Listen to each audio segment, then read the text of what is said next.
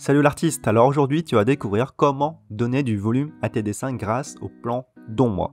Cela va te permettre d'avoir un effet de volume sur tes dessins beaucoup plus stylisés, ce qui aura pour résultat d'améliorer ton style artistique.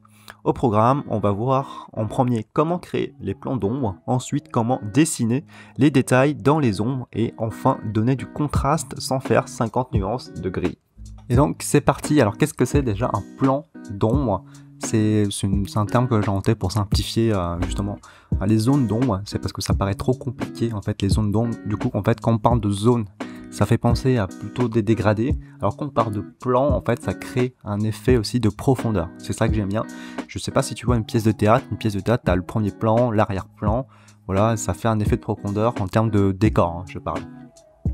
Ce qui fait que si tu fais la même chose dans tes dessins, tu vas voir que ça aura un effet beaucoup plus impactant et donc beaucoup plus de profondeur à tes dessins, ce qui fait ressortir beaucoup plus de volume dans tes dessins. Et donc comme tu as remarqué, j'ai fait une retouche photo où j'ai aplati les ombres. Du coup, je sais pas si tu remarques, mais ça fait un petit peu un effet pop art. Et du coup ça crée vraiment des formes un petit peu abstraites mais qu'on arrive à reconnaître le corps du modèle. Ce qui fait que, tu vois, quand tu crées un plan, en fait, tu cherches les zones d'ombre. Et ce qui fait que tu vas aussi les simplifier et aussi tu vas les aplatir. Par exemple, au niveau de la cuisse, tu vois, au niveau de la jambe qui est devant et de la jambe derrière qui est dans l'ombre avec la cuisse. Ce qui fait que si tu mélanges ces deux zones-là, tu regarderas sur mon dessin, tu vois, j'ai pas fait de ligne sous la cuisse qui est devant. Ce qui fait que quand tu vas ombrer, en fait, tu vas unir ces zones-là. Et quand tu unis ce genre de zone, ça marche beaucoup mieux en termes de volume.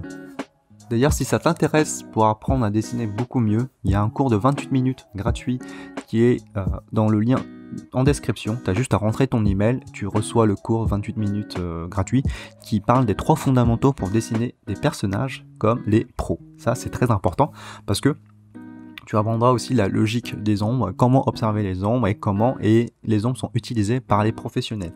De la même manière, tu recevras aussi mes emails privés, que j'envoie 5 par semaine, qui sont du contenu plutôt de motivation et de discipline et des conseils qui se disent entre pros, tu vois. C'est comme si on était dans une soirée au bar et je te donne des conseils, bah c'est pareil, c'est une mine d'or. Ah, je retourne au dessin, désolé pour la digression. Alors tu vois ici, le dessin est pratiquement terminé. Là on fait juste du coloriage, hein. C'est une histoire de coloriage et c'est une histoire où on va juste prendre une seule couleur, une seule nuance pour les ombres et ensuite on va contraster les zones où ça a besoin de contraste.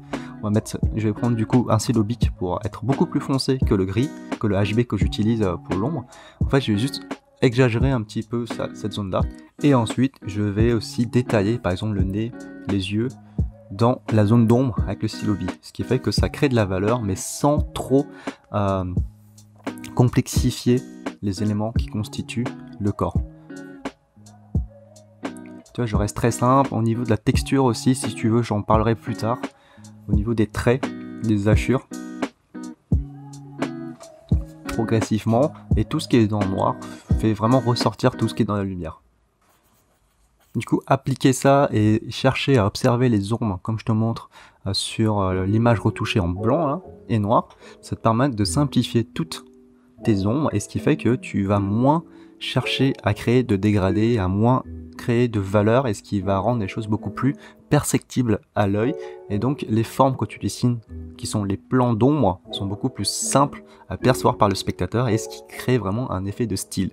Et tu vas voir que plus tu vas styliser ces plans là, plus ça va être une caractéristique de ton style, hein. C'est-à-dire que par exemple si c'est une courbe, tu vas la transformer en ligne droite, si c'est une ligne droite, tu vas la transformer en courbe, ainsi de suite. Et c'est selon ta façon que tu interprètes la forme, que tu redessines par-dessus, c'est la ligne que tu perçois, c'est ça vraiment qui est ton style.